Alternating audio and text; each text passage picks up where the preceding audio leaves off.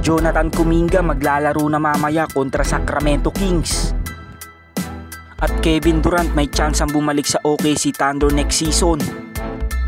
So para nga sa una nga nating balita, mamaya na nga ang kaabang-abang na game ng Golden State Warriors laban sa Sacramento Kings. At sa game nga na ito ay inaasahan na nga din na magbabalik na si Jonathan Kuminga. At ito nga din ang unang pagkakataon na makakasama nito si Jimmy Butler sa kanilang lineup. Dahil sa 32 games nga nitong na-miss sa team ng Golden State Warriors this regular season, napakadami nga nagbago sa Dubs. Dahil sa pagdating nga ng former All-Star ay medyo nagbago nga ang takbo ng opensa ng Warriors. Dahil kung si Steph at Kuminga nga lang ang nagdadala noon, sa ngayon nga ay laging team effort na kanilang ipinapakita sa bawat game.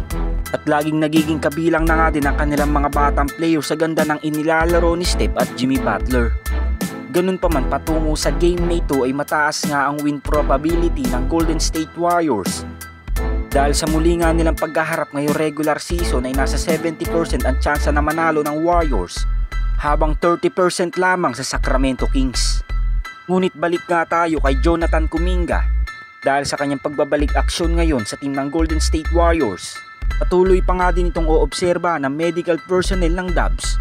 Dahil kung hindi nga daw ito magiging komportable dahil sa natamo nitong ankle injury, tsansa nga na ipahinga niya muna ang game na ito.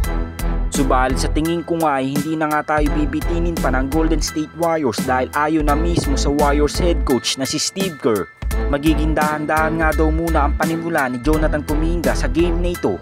Bibigyan nga din niya ito ng minutes restriction pang hindi nga kagad mabigla ang kanyang injury. At ang plano nga din ni Steve Kerr ibalik sa dating rhythm si JK. Dahil sa ngayon nga ay inaasahan na medyo magkakapaan pa nga sila sa loob ng court, lalo na't first time ngang makakasama ni Kuminga si Jimmy Butler sa isang game. Yo mga lods, anong prediction nyo sa magiging game ng Golden State Warriors kontra Sacramento Kings? Comment down below lang mga lods. Habang sa naging pahayag naman ng former Defensive Player of the Year na si Draymond Green sa national TV, na kung saan nabanggit nga nito na sila ang magkakampyon ngayong season, parang unti-unti na nga ding naniniwala ang mga fans. Dahil sa napakalalim nga daw na Western Conference, gawa pa nga daw nilang makahabol sa number 6 spot ng standings. At bukod nga dyan ay meron din silang 13 wins and 2 losses sa loob ng 15 games.